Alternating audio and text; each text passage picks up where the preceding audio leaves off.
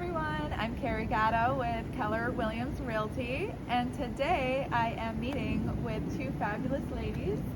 We have Felicity Beal and Ellenor Barish today. Felicity is the Director of Development at the Somerville Homeless Coalition, and Ellenor is a super fan of the Somerville Homeless Coalition. I'm so happy to meet with you guys today. Thank you. Thank you. Thank you, Carrie. You're welcome. So tell me a little bit just about like how the two of you met. Sure, I guess I can start. I think we actually met at the 5K very briefly last fall.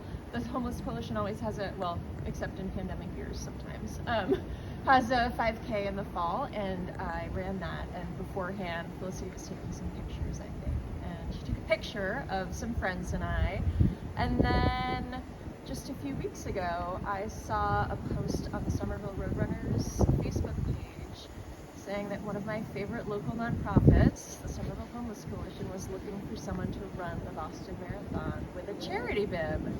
Wow. And you decided you were the person to do it? I decided, I gave it some thought, and I said, you know what, I can do this. If I'm going to do it for anyone, it's going to be for the Somerville Homeless Coalition. So I reached out to the Roadrunners, and they put me in touch with Felicity, and I told her that I could do it if they still needed someone. So tell us what motivated you to do that for the Somerville Homeless Coalition. Well, like I said, if I was going to do it for anyone, it would be the Homeless Coalition. I did think about trying to run a marathon this spring after training pretty hard last fall for a 10-miler, and the motivation just wasn't there to do it for myself, just to do it. Yeah. But when I saw that this organization that I've seen over the years really support our community in the many ways that it does, I just thought that's how I'm supposed to do this. I'm not supposed to just do it for me. So that's incredible. that was it. Wow, that's great. And is there any way that we can support you in that goal? Absolutely. I am raising, so I've set my goal of $10,000 for the Somerville Homeless Coalition, and I have a Give and Gain site for the fundraiser, which I can share the QR code or the website with you, and maybe you can post it. Please do. That would be great. Yeah, be happy to. Yeah, definitely. And Felicity, how long have you worked for the Somerville Homeless Coalition? So I've been with them for a couple of years now, maybe nearly 2.5 years. I've been in America for 3. Obviously I'm British, you can tell by my accent. Yeah. I worked for a homelessness non-profit in the UK, and to be able to come here with my children and my husband, just with his job, and be able to walk into an organisation that's really passionate about serving kind of an underserved population is exactly where it was for me. I kind of walked straight into the vocation that I left, and it's I've been wanting to help the homeless for most of my life. It comes from my parents. My mum always used to take me to shelters when I was younger, so I never get the Sunday evening blues. I like to go to work for a break from because what we just the environment of Somerville Homeless Coalition, it's just a wonderful place to be. So what are some of the things that the organization is doing at the moment for the community? Sure. So we've been in operation for 36 years. We are the only kind of homelessness provider in Somerville, but we work collaboratively, like our name, Coalition. We can't do anything without everything's through collaboration, whether it's collaborating with people crazy enough to run a marathon, or kind of a local business,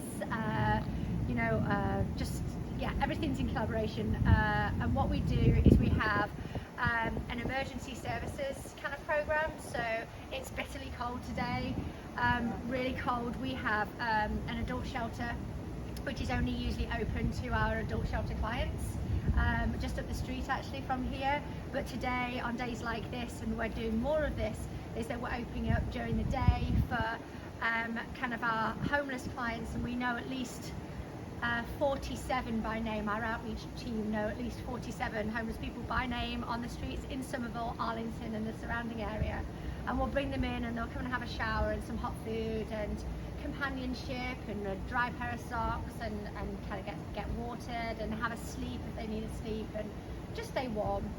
So, which is really, really important. So, you know, at that emergency level, we're really helping with meeting people's basic needs of kind of food, water, and shelter. We also have a food pantry in the East Somerville, and that's where a majority of our clients are. Crazy in the pandemic, kind of a brand new kind of clientele, you know, people who were employed and no longer are employed. Kind of a younger population, baristas, you know, people who would typically be in roles and then weren't in jobs anymore. For example, pre-COVID, we gave out 38,000 grocery bags annually, and by the end of 2021, that was 61,000 bags of groceries that we've handed out to like an ever-increasing need of people needing assistance with food. So many people in food poverty. Crazy. Oh my gosh. Yeah.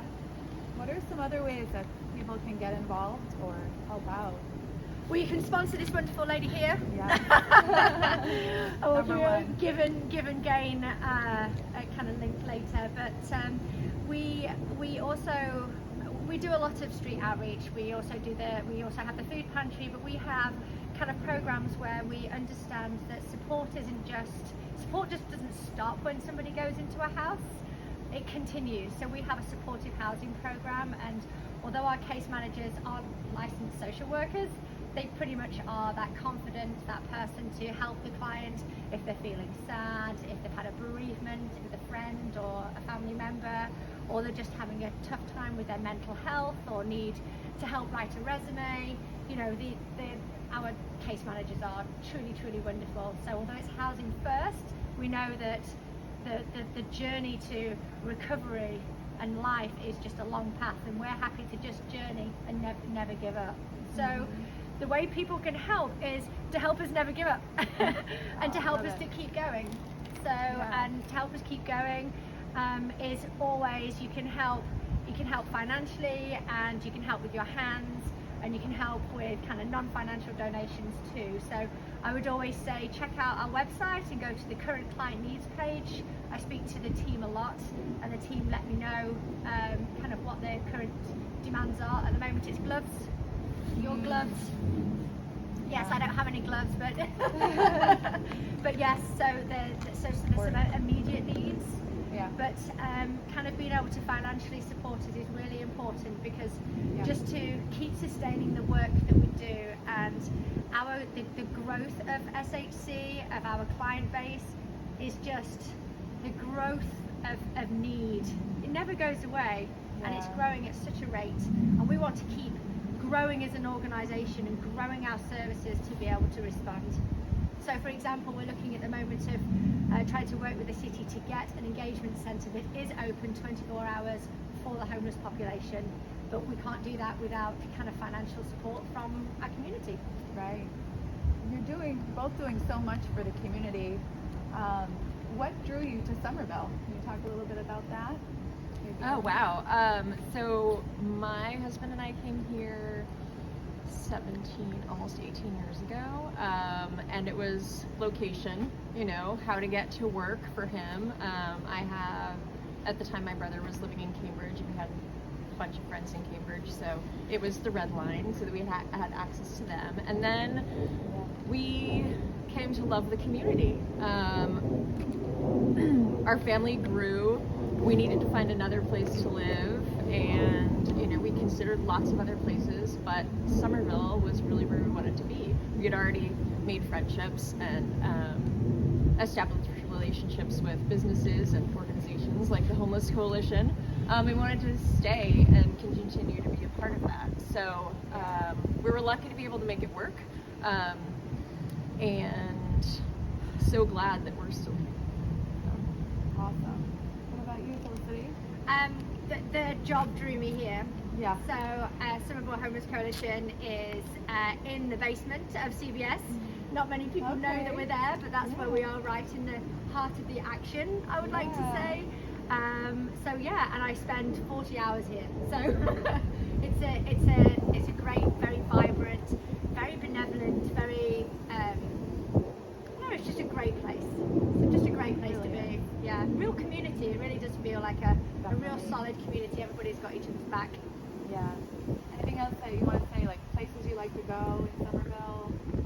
Give a shout out to, or things you like to do. Well, Dave's Pasta is always a good one. Red Bones, you know, great maker. Can you see where I go and get my lunch? For sure. I spend a lot of time on the community path, as you can imagine. Yeah. Our beautiful newly renovated library, Oh, yes. of course. And yes, in addition to Dave's Fresh Pasta, where I'm a regular sandwich consumer, and Red Bones, definitely an ice cream cone outside of JP Licks is a favorite activity. Oh yeah, talking my language. Even on a day like this. That's what I've noticed actually about this area. You eat ice cream even when it's so cold like it is today. Helps you acclimate. Yes. Yes. Well, thank you so much. It was really great meeting both of you, and thank you for bringing more attention to this great organization. Thank you. Thank you, everyone. Take care. Take care.